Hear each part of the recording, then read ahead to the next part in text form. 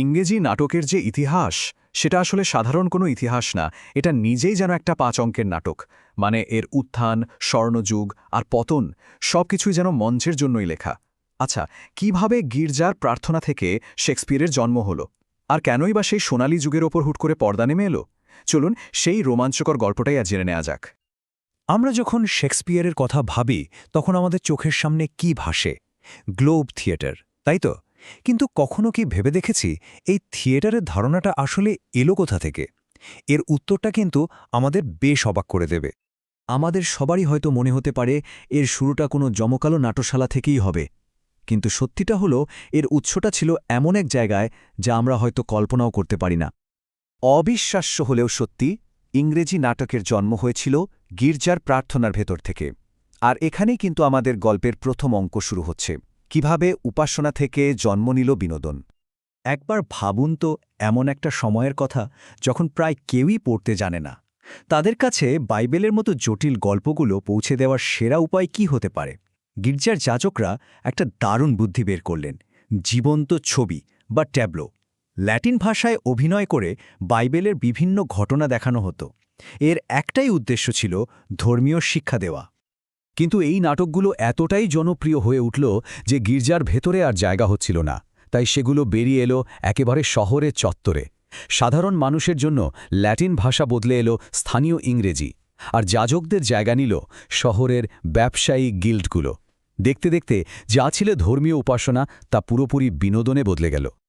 শেক্সপিয়ারের মতো নাট্যকাররা কিন্তু একদম শূন্য থেকে শুরু করেননি। তাদের হাতে ছিল ৩টি শক্তিশালী ভিত্তি, যা মধ্যযুগে তৈরি হয়েছিল। চলুন সেই ৩টি বিল্ডিং ব্লক দেখে নেওয়া যাক, যা রেনেসার মঞ্চ তৈরি করেছিল। প্রথমটা হলো মিস্ট্রি প্লে। ভাবুন, পুরো শহরটাই যেন একটা মঞ্চ। প্রত্যেক ব্যবসায়ী সংঘ মানে গিল্ড বাইবেলের এক একটা গল্প অভিনয়ের দায়িত্ব নিত। যেমন ধরুন, জাহাজ নির্মাতারা হয়তো নূহ নবীর বিশাল নৌকা বানানোর গল্পটা দেখাত। এটা ছিল রীতিমতো একটা শহরের উৎসব। এরপর এলো মোরালিটি প্লে, যা ছিল একদম অন্যরকম। এখানে চরিত্রগুলো কোনো বাস্তব মানুষ ছিল না, বরং ছিল পুণ্য, পাপ, লোভ বা জ্ঞানের মতো ধারণার প্রতীক। এর মূল গল্পটাই ছিল মানুষের আত্মার লড়াই, কিভাবে পাপকে হারিয়ে পুণ্যের পথে টিকে থাকা যায়। এই টেবিলে আমরা ৩টে ধারাকে পাশাপাশি দেখতে পাচ্ছি। দেখুন, মিস্ট্রি আর মোরালিটি প্লের পাশাপাশি একটা নতুন জিনিস যোগ হয়েছে, ইন্টারলিউড। এগুলো ছিল ছোট, মজার নাটক, যা বড় লোকদের বাড়িতে ভোজের আসরে দেখানো হতো।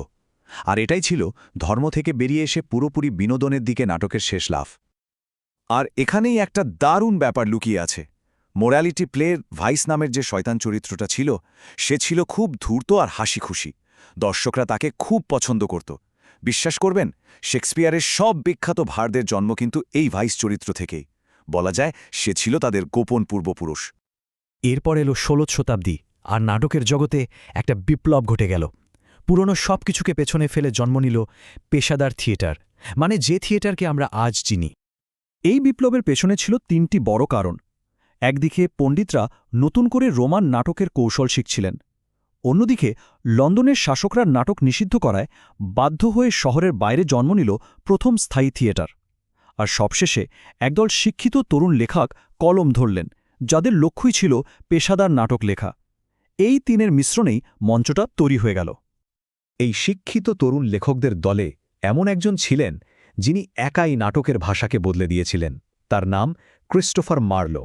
বলা হয় ইনি ছিলেন শেক্সপিয়ারের সবচেয়ে গুরুত্বপূর্ণ পূর্বসূরি।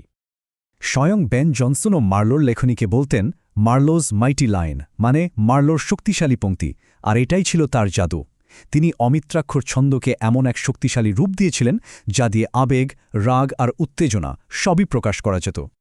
মার্লো যেমন নাটকের ভাষাকে বদলে দিচ্ছিলেন, ঠিক তেমনি টমাস কিড বদলে দিচ্ছিলেন নাটকের গল্পকে। তিনি তৈরি করলেন এক নতুন রোমাঞ্চকর ধারা, রিভেঞ্জ ট্র্যাজেডি। তার বিখ্যাত নাটক দ্য স্প্যানিশ ট্র্যাজেডিতে ছিল ভূত, পাগলামি আর ভয়ঙ্কর প্রতিশোধ। আর এই ফর্মুলাটাই পরে জন্ম দিয়েছিল শেক্সপিয়ারের অমর সৃষ্টি হ্যামলেটের। আর এভাবেই মঞ্চ প্রস্তুত হল ইংরেজি নাটকের স্বর্ণযুগের জন্য। এই যুগটি ছিল দুই কিংবদন্তির, উইলিয়াম শেক্সপিয়ার এবং তার প্রতিদ্বন্দ্বী বেন জনসন। আর তারপর মঞ্চে এলেন উইলিয়াম শেক্সপিয়ার। তিনি ছিলেন একজন মাস্টার সিনথেসাইজার। তিনি তার আগের সব উপাদান, মধ্যযুগের গল্প, রোমান গঠন আর মার্লোর শক্তিশালী ভাষা, সব কিছুকে মিশিয়ে এমন কিছু তৈরি করলেন যা আগে কেউ দেখেনি। কমেডি, ট্র্যাজেডি, ইতিহাস, তিনি সব কিছুতেই যেন সোনা ফুলিয়েছিলেন। শেক্সপিয়ারের সবচেয়ে বড় প্রতিদ্বন্দ্বী ছিলেন বেন জনসন, কিন্তু তাদের পথ ছিল একদম ভিন্ন। শেক্সপিয়ার যেখানে মানুষের সার্বজনীন আবেগ নিয়ে লিখতেন, জনসন সেখানে ছিলেন একজন তুখুর ব্যঙ্গশিল্পী। তিনি তার কমেডি অফ হিউমার্স নাটকের মাধ্যমে লন্ডনের সমাজের লোভ, ভণ্ডামি আর অহংকারকে কড়া ভাষায় আক্রমণ করতেন। কিন্তু কোনো কিছুই তো চিরস্থায়ী নয়। এই অবিশ্বাস্য সৃজনশীলতার বিস্ফোরণের উপরও একদিন পর্দা নেমে এলো। চলুন গল্পের শেষ অঙ্কে গিয়ে দেখি কেন এই স্বর্ণযুগের এমন করুণ পরিণতি হল। এই পতনের বীজ কিন্তু অনেক দিন ধরেই বোনা হচ্ছিল। রানী এলিজাবেথের মৃত্যুর পর নাটকের সুর কেমন যেন অন্ধকার হয়ে গেল।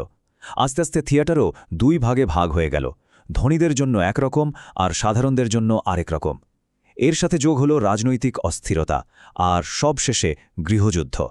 মঞ্চটা ভাঙার জন্য সবকিছুই যেন প্রস্তুত ছিল। আর তারপর এলো চূড়ান্ত আঘাত। সালটা ছিল ১৬৪২। পিউরিটানদের নিয়ন্ত্রণে থাকা পার্লামেন্ট এক আদেশে লন্ডনের সমস্ত থিয়েটারের দরজায় তালা ঝুলিয়ে দিল। কারণ হিসেবে দেখানো হল দেশের এই সংকটময় মুহূর্তে বিনোদন চলে না। কিন্তু আসল কারণটা ছিল রাজনৈতিক। পিউরিটানরা বরাবরই থিয়েটারের বিরোধী ছিল, আর এটাই ছিল তাদের চূড়ান্ত বিজয়।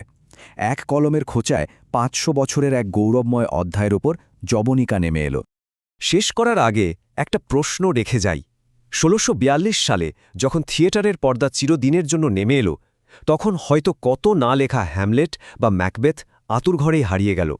আমরা যা পেয়েছি তা হয়তো হিমশৈলের চূড়া মাত্র। আসল ক্ষতিটা যে কত বড় তা হয়তো আর কখনোই জানা যাবে না।